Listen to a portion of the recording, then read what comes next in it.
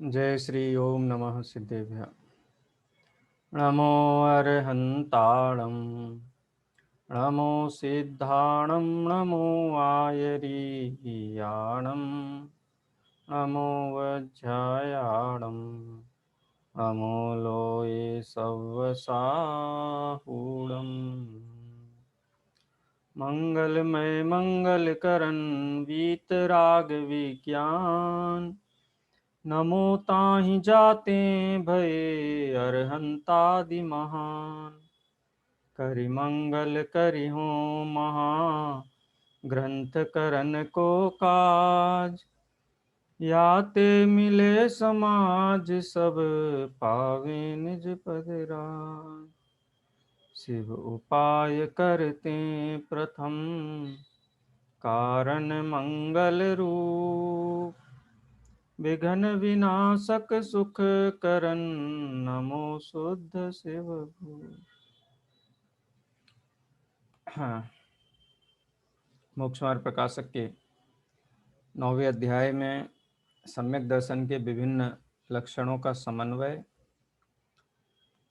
लक्षण और लक्षणाभास की छाया में, या कह सकते हैं लक्षण और लक्षणाभास के संदर्भ में सम्यक दर्शन के अनेक लक्षणों का विश्लेषण चल रहा है। पंडित साहब यहाँ कर रहे हैं।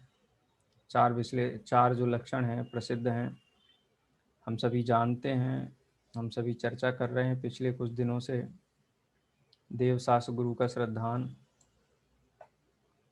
तत्वार्थ का श्रद्धान, आपा पर का श्रद्धान और आत्मश्रद्धान। ये प्रश्न हमारे सबके मन में हो सकता है कि भले ही चारों युगपद हैं सम्यक्त्व के काल में, लेकिन सम्यक्त्व की पूर्व भूमिका में हमें इनको कैसे आदरना चाहिए, किस प्रकार से इनका सेवन करना चाहिए, किस प्रकार से इनको ग्रहण करना चाहिए, ये प्रश्न अभी हम सभी के मन में हैं। और हम सभी के मन में ये प्रश्न उपस्थित होगा, इस बात का ज्ञान पंडित टोडरमल जी को भी था। श्रोताओं के मन में ये प्रश्न उठेगा, मतलब ये तो फिर अराजकता वाली स्थिति ना आ जाए कि हम करें तो करें क्या। सम्यक दर्शन आत्मश्रद्धान करें कि आपा पर का भेद विज्ञान करें कि तत्व का श्रद्धान करें कि देव गुरु धर्म की प्रतीति करें, करें क्या हम। चारों तो एक साथ हो नहीं सकते, उपयोग की कमजोरी है। एक होगा तो दूसरा नहीं होगा, अथवा एक मुख्य होगा मिथ्यात्व की अवस्था में, एक की प्रवृत्ति, एक का अनुचरण या अनुसरण मुख्यता से होगा, तो शेष थोड़े कहीं ना कहीं पीछे छूटते हुए भाषित हो सकते हैं। उस बात का भी समाधान पंडित जी साहब ने अब प्रस्तुत किया। यदि अनुक्रम की बात करो, व्यवस्था की बात करो,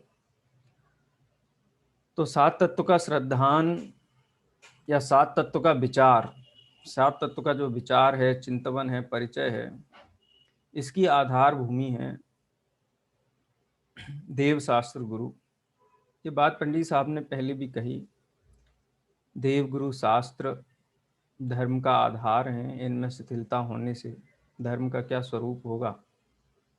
तो तत्वार्थ का किस धरातल पे खड़े हुए हैं, तो वो देव गुरु धर्म की धरातल है या देव गुरु शास्त्र की धरातल है, जिसके ऊपर तत्वार्थ खड़े हुए हैं। देव शास्त्र और गुरु, तो देव शास्त्र गुरु ना हो और तत्वार्थ हो, ये बात पंडित जी साहब को स्वीकार नहीं है, हमें भी स्वीकार नहीं है, और तार्किक ढंग से स्वीकार की भी नहीं जा सकती। कोई भी बात आपसे कहे कि ये फलानी फलानी बात है, तो हमारा छूटते ही साथ प्रश्न होता है किसने कही। सड़क चलते किसी आदमी ने कही है तो हम उस बात को गंभीरता से नहीं लेते हैं, लेकिन किसी प्रामाणिक व्यक्ति ने कही है, आप्त व्यक्ति ने कही है, निर्दोष व्यक्ति ने कही है, तो फिर उस बात की गंभीरता, गहनता, उसका स्तर बदल जाता है। इसलिए तत्वार्थ का आधार देवगुरु धर्म है। तो देवगुरु धर्म के मजबूत नींव के ऊपर जो सात तत्व या तत्वार्थ का भवन खड़ा हुआ है, और तत्वार्थ का प्रयोजन क्या है। तत्वार्थ का प्रयोजन है अपने पराये का भेद विज्ञान करना। दुख रूप अवस्था को दूर करना, सुख रूप अवस्था को प्रकट करना, ये प्रयोजन है तत्वार्थ का। तत्वार्थ का प्रतीति, तत्वार्थ का विचार तत्वार्थ के विचार के लिए नहीं है। Knowledge is not for knowledge sake, ये तो सारी दुनिया मानती है, साहित्य शास्त्र में भी। समालोचनात्मक जो है साहित्य है, उसमें ये बात बहुत स्पष्ट कही है। Knowledge is not for knowledge sake, जानकारी के लिए थोड़ी ना जानना है, जानना है प्रयोजन सिद्धि के लिए। And pleasure is the purpose behind the knowledge. ज्ञान से आनंद, जिस ज्ञान से आनंद ना हो उस ज्ञान को मिथ्या ज्ञान कहा है आगम में। क्योंकि जिस ज्ञान पर सम्यक ज्ञान की भूमि पर सम्यक उत्पत्ति हो, माने ज्ञान माने तत्वार्थ का जो विचार, परिचय, निर्णय, इसकी भूमि पर जो सम्यक दर्शन खड़ा होता है वो निश्चित रूप से भय निवारक होता है, दुख निवारक होता है, सुख की उत्पत्ति करने वाला होता है। इसलिए तत्वार्थ का अभ्यास भी आपा पर श्रद्धान या आपा पर के भेद विज्ञान के प्रयोजन से होता है। तो कहने का मतलब ये है कि जैसे हम कोई भवन खड़ा करते हैं तो सबसे पहले हम नींव के नीचे भी बजरी डाल करके और कुछ बेसिक चीज़ें डाल करके मजबूत करते हैं, उसके ऊपर नींव लगाते हैं, नींव के ऊपर दीवारें खड़ी करते हैं, दीवार के ऊपर फिर छत डालते हैं। ये चारों में अगर अपन देखें तो नींव की जो नीचे की जो कठोर भूमि, जिसको कठोर किया जाता है या जिसको भूमि को एक सा किया जाता है, वो जरूरी है कि नहीं नींव के लिए। बहुत मपाई होती है उसमें, टेढ़ी मेढ़ी इनबैलेंस नहीं होनी चाहिए। अगर नीचे से इनबैलेंस मकान हुआ है तो बाद में बनने के बाद दीवारें क्रैक होने लगेंगी। तो जो भी है वो देव गुरु धर्म वो आधार है, उसके ऊपर जो नींव की जो चिनाई हुई है वो समझ लो तत्वार्थ है। उसके ऊपर जो दीवारें खड़ी हुई हैं वो दीवारें भेद विज्ञान हैं, और उन दीवालों के ऊपर रखी हुई छत है वो आत्मश्रद्धान है। एक मकान में ये चारों चीजें एक साथ पाई जाती हैं या अलग अलग पाई जाती हैं? ये मकान है, एक साथ पाई जाती है, एक साथ पाई चारों जाती चीजें है, एक साथ पाई जाती है। एक साथ पाई जाती हैं। लेकिन पंडित साहब ने अनुक्रम प्रकट किया है कि जब तक वो मकान संज्ञा को प्राप्त नहीं हुआ है तब तक क्या अनुक्रम रहेगा। तो ये पैराग्राफ कल हमने पढ़ा था, थोड़ा फास्ट में पढ़ा था उसको, आज हम आराम से पढ़ के, वैसे कॉन्सेप्ट आ गया, जितनी बात मैंने कही मकान के दृष्टांत से वो कॉन्सेप्ट है, उसी बात को पंडित साहब ने इस पैराग्राफ में कहा है। मैं पैराग्राफ पढ़ रहा हूँ। तथा इन लक्षणाभासों में इतना विशेष है कि पहले तो देवादिक का श्रद्धान हो, फिर तत्वों का विचार हो, फिर आपा पर का चिंतन करे, फिर केवल आत्मा का चिंतन करे। इस अनुक्रम से साधन करे तो परंपरा सच्चे मोक्ष मार्ग को पाकर कोई जीव सिद्ध पद को भी प्राप्त कर ले। विकल्प पूर्वक तो इसी अनुक्रम का सेवन किया जाता है। तत्वार्थ और देव शास्त्र और गुरु या देव गुरु धर्म, इनके अनुक्रम की भी हमने चर्चा की थी। हो सकता है बात पहले पता चले और बात कहने वाले का परिचय बाद में हो, या बात कहने वाले का परिचय पहले हो और उनके द्वारा कही हुई बात का परिचय बाद में हो। लेकिन दोनों परस्पर बहुत जुड़ी हुई चीजें हैं। तो इसलिए देवगुरु धर्म को प्रथम उसमें रखा, क्योंकि उनके द्वारा उपदिष्ट तत्व है। भले ही देवगुरु धर्म का परिचय हमारा नहीं हो, लेकिन उनकी बात का परिचय अगर है तो वो बात भी बिना अरिहंत के नहीं आई है, इसलिए उस बात में इनबिल्ट है ना ख्याल में, उस बात की प्रामाणिकता में अरहंत गर्भित हैं, भले ही अरहंत का परिचय बाद में मिले। तथा इस अनुक्रम का उल्लंघन करके जिसके देवादिक की मान्यता का तो कुछ ठिकाना नहीं है और बुद्धि की तीव्रता से तत्व विचार आदि में प्रवर्तता है, ये चर्चा हमने की थी। इसलिए अपने को ज्ञानी जानता है, अपने को अरहंत से भी बड़ा जानता है। समझ लो अरहंत, अरहंत क्या है, ये बात है वो जो अरहंत ने कही सो हम कहते हैं। हैं, जो अरहन्य जानी सो हम अपने श्रुत ज्ञान से जानते हैं। तो अरहंत को गौण करके और उनकी बात पर ही पूरा का पूरा बल दे करके कहे कि हम समकक्ष ज्ञाता हैं, हम भी ज्ञानी हैं, इस प्रकार से अपने मान का पोषण करता है। हैं, अथवा तत्व विचार में भी उपयोग नहीं लगाता आप, क्योंकि तत्व विचार तो मेहनत पने के कारण हुआ ना, और उसमें उपयोग लगानी बात अलग है। मेहनत पने के कारण भूत उसका अभ्यास वेद प्रवेद आदि याद कर लेना वो एक अलग बात है, लेकिन अपने प्रयोजन की सिद्धि के लिए उसमें उपयोग लगाना तो वो काम तो उसको भी नहीं होता है। एक प्रोफेसर होता है, मान लो कोई यूनिवर्सिटी में जैन दर्शन विषय पढ़ाया जाता है, वहाँ प्रोफेसर है, प्रवचन सार समय सार सब पढ़ाता है, वो पढ़ाता है शब्दों से लिखे हुए वाक्यों से, लेकिन अब प्रयोजन को नहीं पहचानता है, तो खाली सैलरी की ही उपलब्धि होगी उसको, उससे ज्यादा कुछ नहीं मिलेगा। लेकिन यदि उसकी विषय वस्तु का उसको परिचय हो, उसकी प्रतीति करे, तो अनंत अनंत भवों का अभाव हो जाए। तो प्रयोजन अलग है, उसको मेहनत पना प्राप्त करना, इसलिए तत्व का अभ्यास करता है तो ठीक है, मेहनत पने में संतुष्ट हुआ है, लेकिन प्रयोजन सिद्ध नहीं हुआ, इसलिए उसको सम्यक दर्शन नहीं है। देवगुरु धर्म को भी स्वीकार करे और तत्व का अभ्यास भी करे, लेकिन दोनों में ही प्रयोजन सामने होना चाहिए। ये तो एक सिद्धांत वाक्य है, प्रयोजन के भूल करके कुछ भी काम करो तो काम करना बेकार है। प्रयोजन का निर्धारण या उससे प्रयोजन की सिद्धि, इसका ज्ञान हुए बिना कोई कार्य किया जा रहा है तो वो कार्य कोई फलदायी नहीं होगा। अथवा तत्व विचार में भी उपयोग नहीं लगाता, आपा पर का भेद विज्ञानी हुआ रहता है। इस लेवल के भी कई लोग होते हैं, जीव जुदा पुद्गल जुदा, यही तत्व का सार। सार किसमें से निकलता है? गाय को पहले गाय लानी पड़ती है, फिर गाय को चारा खिलाना पड़ता है, गाय हो भैंस हो, उसको धोना पड़ता है, दूध गर्म करना पड़ता है, गर्म करने के बाद जमाना पड़ता है, जमाने के बाद मथना पड़ता है, फिर उसमें से सार निकलता है।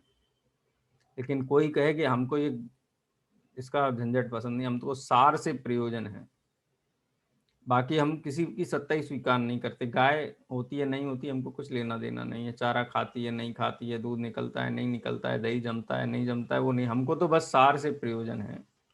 हाँ, आजकल की जो उदारवादी अर्थव्यवस्था में या वाणिज्यिक अर्थव्यवस्था में यह है कि आपको रेडीमेड घी मिल जाता है, लेकिन मोक्ष मार्ग का जो घी या सार है उसके लिए शून्य से लेकर के और 100 तक की गिनती खुद ही गिननी पड़ती है। ये वो व्यवस्था नहीं बाजार में रेडीमेड मिल जाएगा।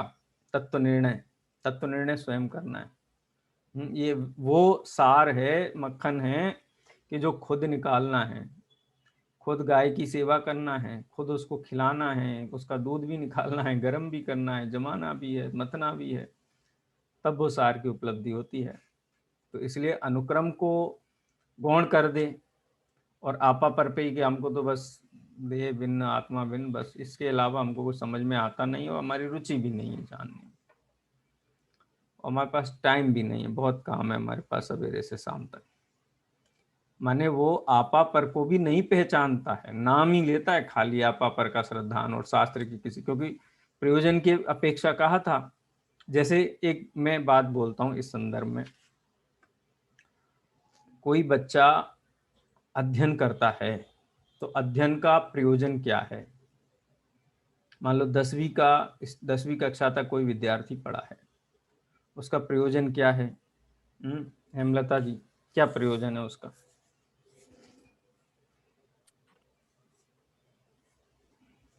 11वीं में पहुंचे, पढ़ाई के लिए कि आगे क्या बनना है या क्या वो है, ये प्रयोजन रहता है एक बच्चे को ये समझाया जाता है, बेटा परीक्षा में 100 में से 100 मार्क लाना तुम्हारा प्रयोजन है। कितने? 100 में से 100 लाना ये तुम्हारा प्रयोजन है। तो कहेगा पापा 100 में से 100 मार्क, या जो भी मम्मी पापा जो भी हो कहेंगे 100 मार्क लाना प्रयोजन है, तो इतनी पढ़ाई करने की क्या जरूरत है? हम पेपर खरीद लेते हैं, एक लिखने वाला रख लेते हैं, बढ़िया एकदम परफेक्ट लिख देगा, कहीं कोई गलती नहीं होगा और 100 में से 100 मार्क्स आ जाएंगे। तो प्रयोजन पूरा हो गया ना, 100 मार्क्स लाना प्रयोजन था, पूरा हो गया। तो बोलते 100 मार्क्स लाना प्रयोजन नहीं था, प्रयोजन था उस वस्तु का भावभास न करना, उस वस्तु का ज्ञान करना वो प्रयोजन है। ज्ञान का अर्जन प्रयोजन है। एक बहुत अच्छा आज मैं उक्ति पढ़ रहा था शिक्षा के संबंध में ही। एजुकेशन जो है, शिक्षा है, वो हमें ये सिखाती है कि हम अपनी योग्यताओं का प्रयोग अपने बेहतर जीवन के लिए कैसे करें। क्योंकि योग्यता तो इनबिल्ट है, उन योग्यताओं का श्रेष्ठतम उपयोग कैसे किया जा सकता है एक बेहतर जीवन के लिए, ये सिखाया जाता है शिक्षा में। लेकिन खाली दिमाग में किताबें भर देना, किताबें भर देना, किताबें भर देना और 100 में से 100 मार्क्स ले आना, लेकिन जीवन जीना तो सीखा ही नहीं। उस शिक्षा का क्या है, उससे क्या लाभ क्या हुआ। ऐसे ही 7 तत्व का प्रयोजन है अपर का श्रद्धान, और वो 7 तत्व के मजबूत धरातल पे खड़ा हुआ अपर श्रद्धान है। एक तो ये कहता है कि हमको प्रक्रिया में बहुत आनंद आता है, उसी से संतुष्ट है, अपने आप को महंत मानता है, हमको इतना आता है। देखो दो व्यक्ति हैं, एक कहता है हमको ये शास्त्र में ये लिखा हुआ है, ये शास्त्र में ये लिखा हुआ है, इसका ये इतने भेद हैं, इसकी ये परिभाषा है, ये लक्षण है, प्राकृत में ये कहा है, संस्कृत में ये कहा है, वो पूरा एकदम बताता है, वो इससे संतुष्ट है। दूसरा कहता है कि देखो तुम तो पंडिताई के चक्कर में पड़ गए हो, जैसे गधे के ऊपर किताबें लदी होने पर भी उसको कोई लाभ नहीं होता है, तुम्हारे माथे में भी इतनी किताबें लदी हुई हैं, उसका कोई लाभ नहीं, हमसे सीखो, हम बताते तुमको कि जीव जुदा पुद्गल जुदा, ये आना चाहिए बस, बाकी तो कुछ जानने की जरूरत है ही नहीं, फालतू का अभ्यास करते हो। तो ये दोनों, एक उत्तरी ध्रुव और एक दक्षिणी ध्रुव वाला है। पंडित साहब दोनों की आलोचना करते हैं। विशेष के बिना का सामान्य का क्या स्वरूप होगा। हमको पेड़ बहुत पसंद है, लेकिन पेड़ ऐसा होना चाहिए उसमें जड़ भी नहीं हो, तना भी नहीं हो, शाखाएं भी नहीं हो, पत्ते भी नहीं हो, लेकिन पेड़ होना चाहिए। हमको आपा पर का भेद विज्ञान बहुत पसंद है, लेकिन आपका स्वरूप क्या है, पर का स्वरूप क्या है, उसका नॉलेज नहीं है, और उसको हे कहता है। तो कैसा भेद विज्ञान है, कैसे वृक्ष हो सकता है बिना विशेष के। एक विशेष का निषेध करता है और एक विशेष को ही पूज्य मानता है, जबकि वस्तु सामान्य विशेषात्मक है। सामान्य विशेषात्मक वस्तु से ही प्रयोजन की सिद्धि होनी है। एक सामान्य का निषेध कर रहा है, एक विशेष का निषेध कर रहा है।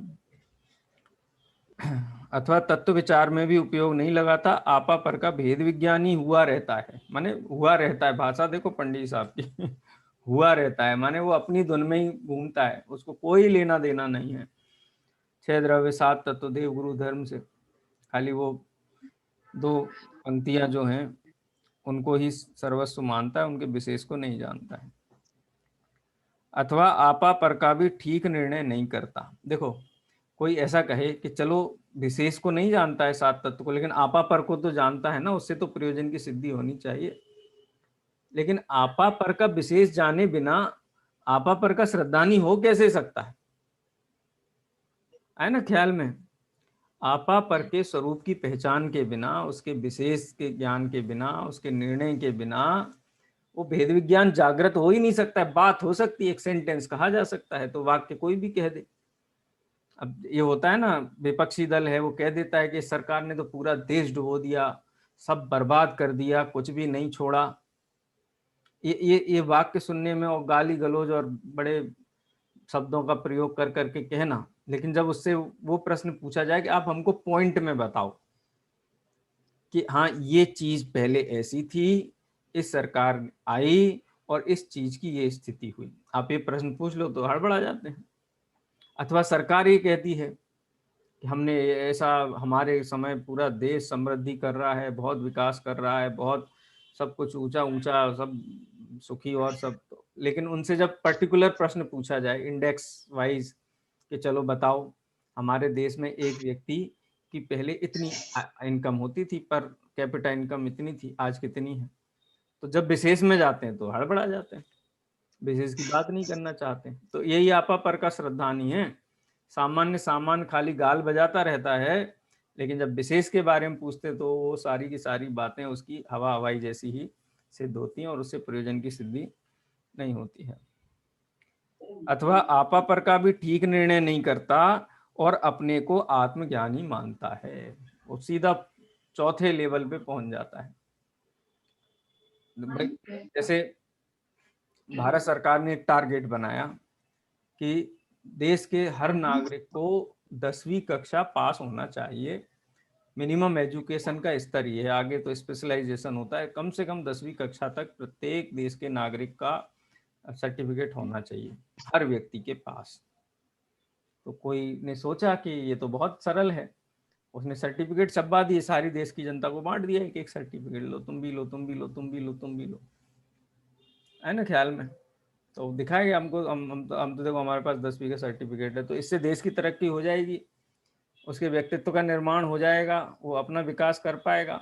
अरे 10वीं का सर्टिफिकेट होना चाहिए का मतलब ये है कि वो सही समय पर उसका विद्यालय में एडमिशन हो, प्रतिदिन विद्यालय जाए, वहां पर पढ़े, सीखे, समझे, कम से कम 10-12 साल पूरा करके और 10वीं कक्षा तक पढ़ करके उत्तीर्ण होकर के निकले, उसका ये प्रयोजन है। कई लोग ऐसा कहते हैं कि देखो देश में इतनी गरीबी है, लोगों के पास पैसा नहीं है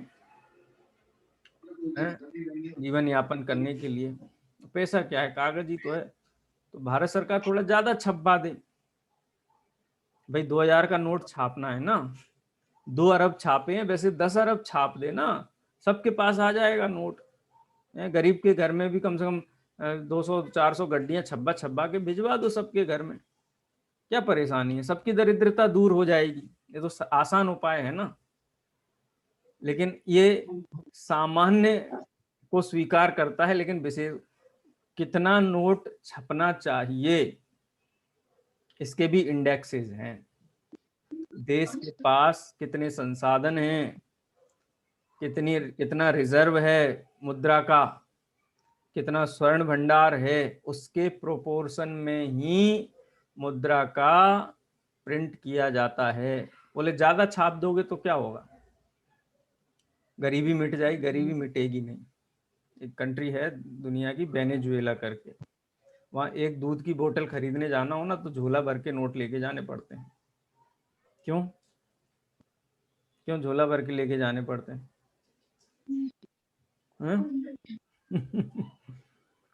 क्योंकि संसाधन कम है, नोट की ढेरी बहुत है। की कमी होगी सर, है मतलब जो ही है ना, जो रिजर्व होना चाहिए, फॉरेन करेंसी रिजर्व होता है या मटेरियलिस्टिक रिजर्व्स होते हैं, गोल्ड वगैरह का प्रोपोर्शन है, संसाधनों का, वो तो कुछ भी नहीं है। और नोट ढेर छाप दो तो क्या होगा, अवमूल्यन हो जाएगा। तो ऐसे ही यहाँ है, तत्व विचार, देव शास्त्र, गुरु और आपा पर, इनके विशेष को तो जानता नहीं है, ये रटता है मैं तो शुद्ध आत्मा हूँ, बस मैं तो शुद्ध आत्मा हूँ। उस शुद्ध आत्मा सुबह से शाम तक रट रट करके इतना सस्ता कर देता है वो शुद्ध आत्मा को कि वो किसी भी उसके प्रयोजन की सिद्धि उससे होती नहीं।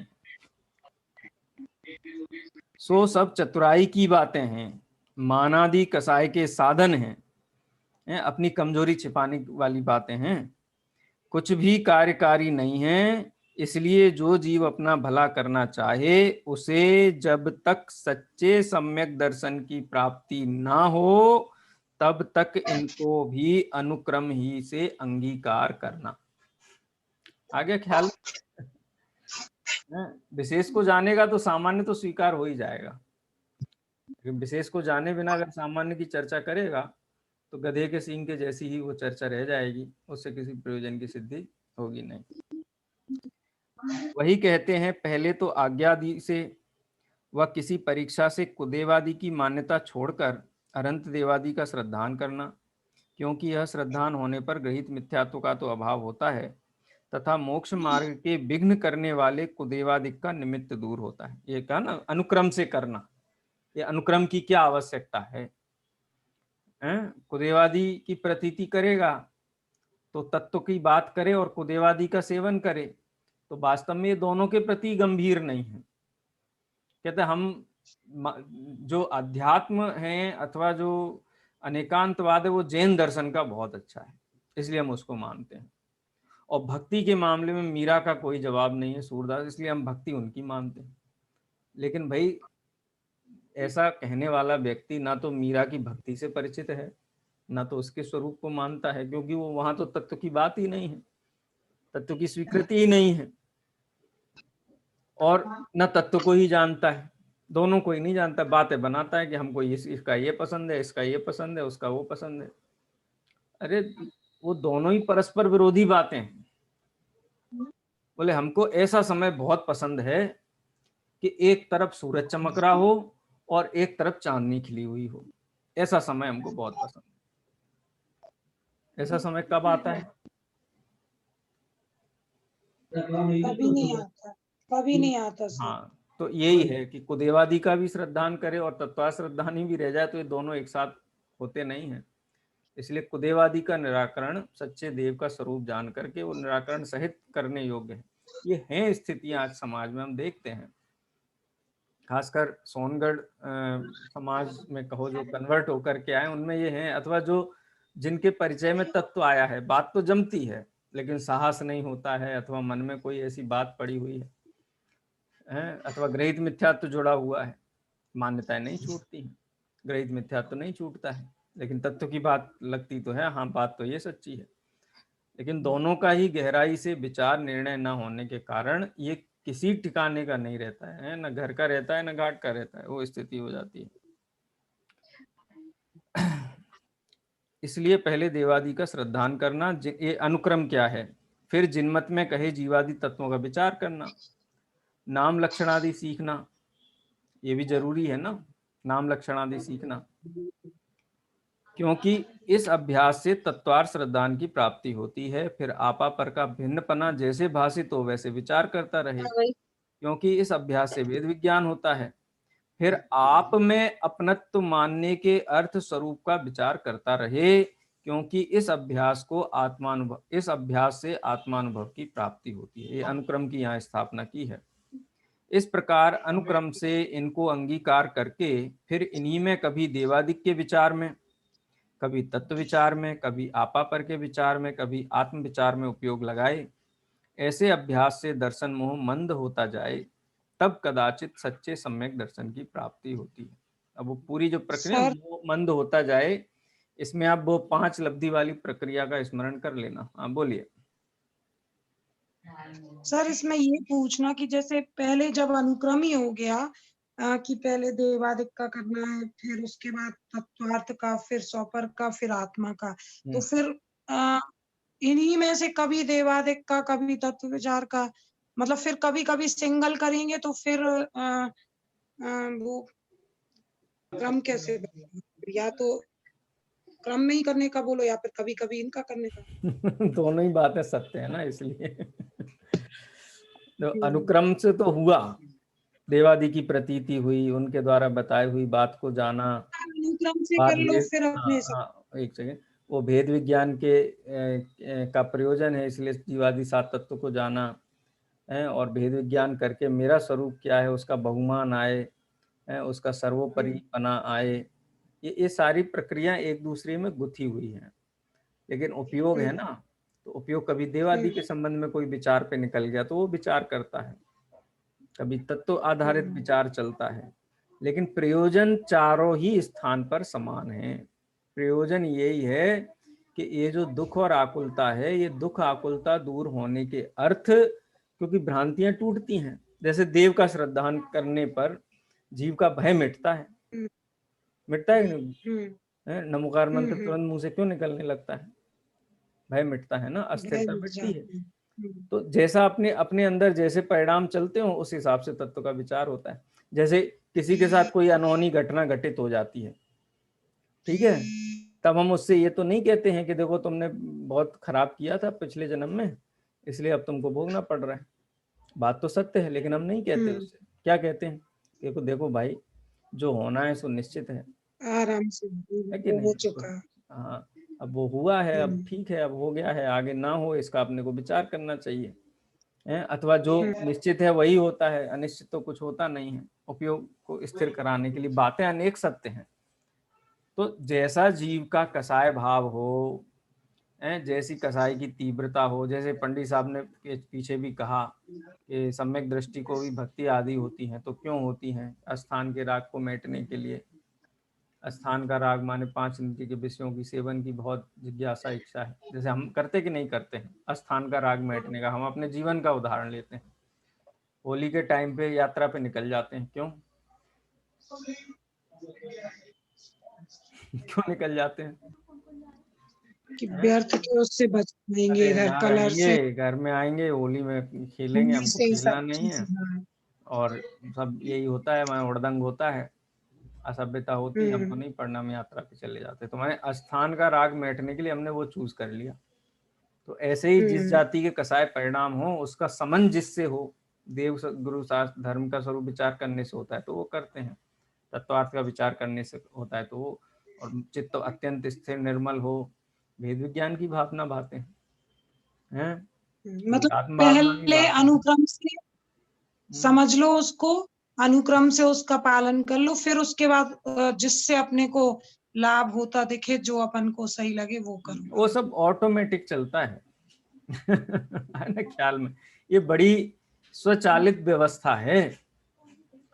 अपना उपयोग अपन कहाँ लगाएं चारों में, ये अपने हाथ में नहीं, चारों में जहां लगे वहां लगाओ। उपयोग खुद सेलेक्ट कर लेगा कि नहीं ये इसका विचार करते, इसका विचार करते हैं, लेकिन इन चार के बाहर नहीं जाए।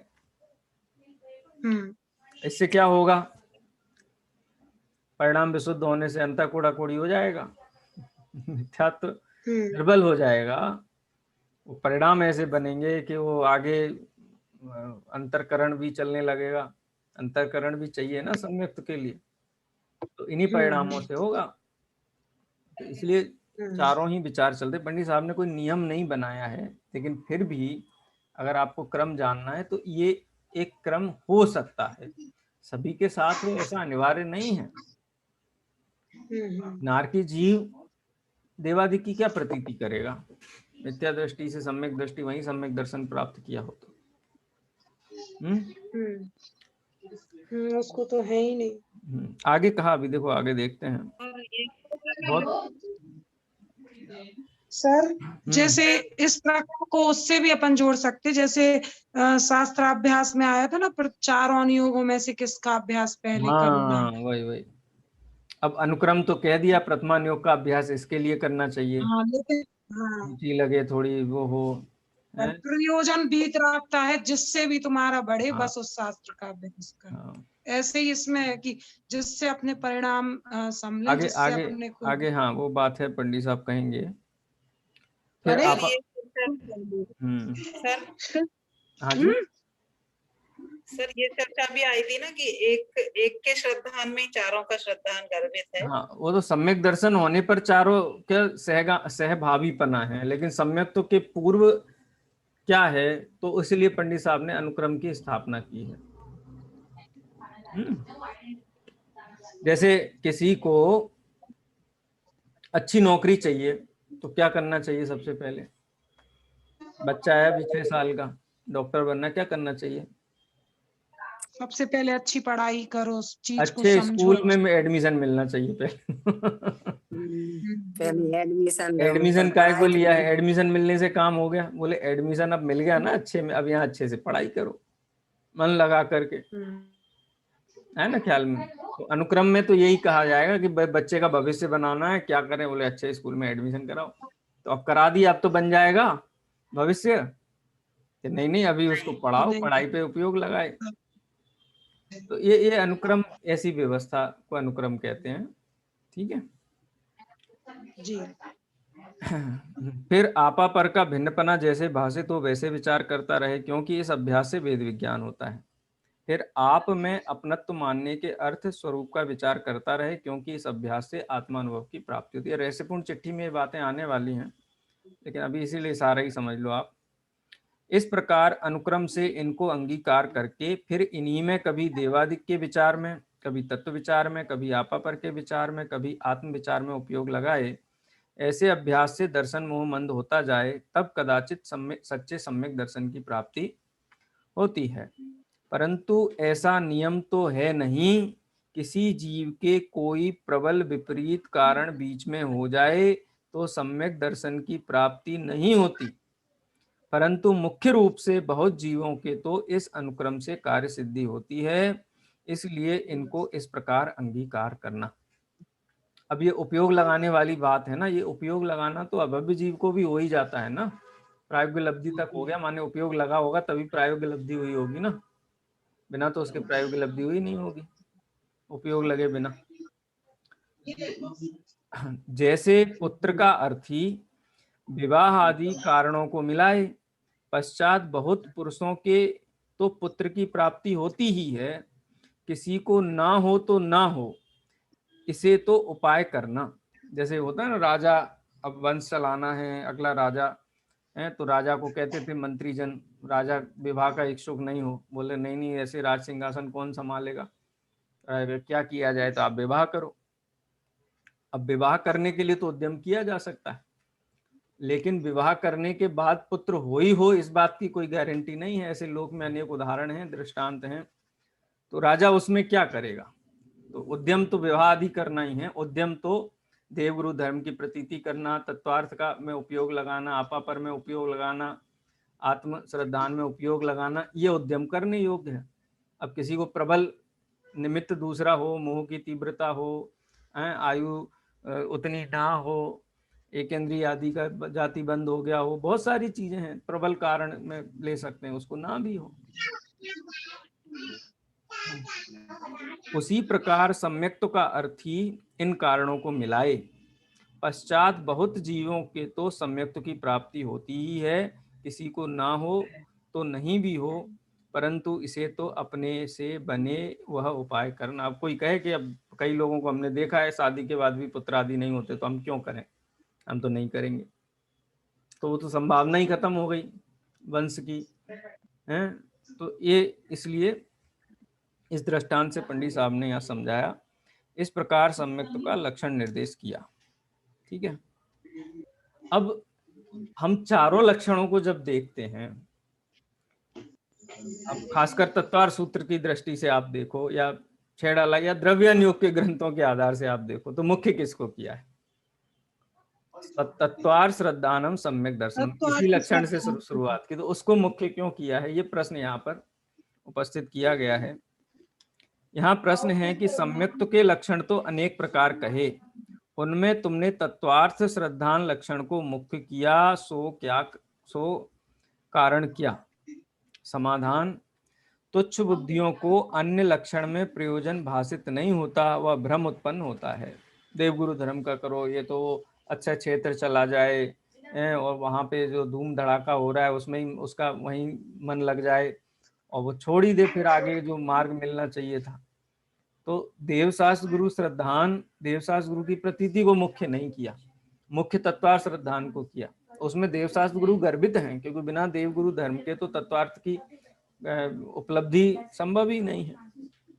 और इस तत्वार्थ श्रद्धान लक्षण में प्रगट प्रयोजन भाषित होता है, सीधा ही सीधा कह दिया तुम दुखी हो, दुख दूर करना है, तुम जीव हो या जीव है, इसको अपना मानते हो इसलिए दुखी हो, इसको अपना मानना छोड़ो तो संवर निजरा और मोक्ष होगा। तो प्रत्यक्ष डायरेक्ट कहते हैं, डायरेक्ट उपदेश है, सीधा सीधा उपदेश है। जैसे मेडिकल साइंस में किसी को कैंसर हो जाता है तो उसको कैंसर सेल्स को कम करने के दो उपाय होते हैं। एक उपाय ये होता है कि उसको केमोथेरेपी दी जाए, लेकिन कैंसर तो शरीर के कहीं माइक्रो मिली सेंटीमीटर क्षेत्र में ही है, लेकिन केमोथेरेपी का इफेक्ट तो पूरी बॉडी पे होता है। तो एक होता है पॉइंटेड, कि जिस जगह पे रोग है वहां रेडिएशन दिया जाता है बहुत पर्टिकुलर उसी क्षेत्र पर, ठीक है, लेकिन दोनों ही इलाज हैं, दोनों ही प्रकार से उपचार किया जाता है।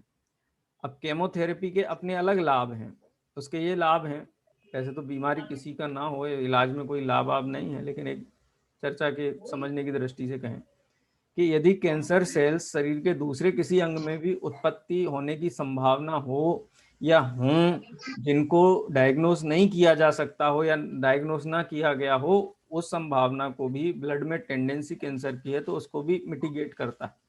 ऐसे देवगुरु धर्म का समागम अन्य प्रकार की भूल को उपशमित करने का एक अवसर प्रदान करता है, लेकिन तत्वार श्रद्धान तो पॉइंटेड है, एकदम वहीं चोट करता है, तो इसलिए तत्वार श्रद्धान को मुख्य किया है। इसकी विशेष चर्चा अपन करेंगे, अभी मैं सत्र में फिर से शामिल हो रहा हूँ प्रश्नोत्तर के लिए, जिनवाणी स्तुति करेंगे। निज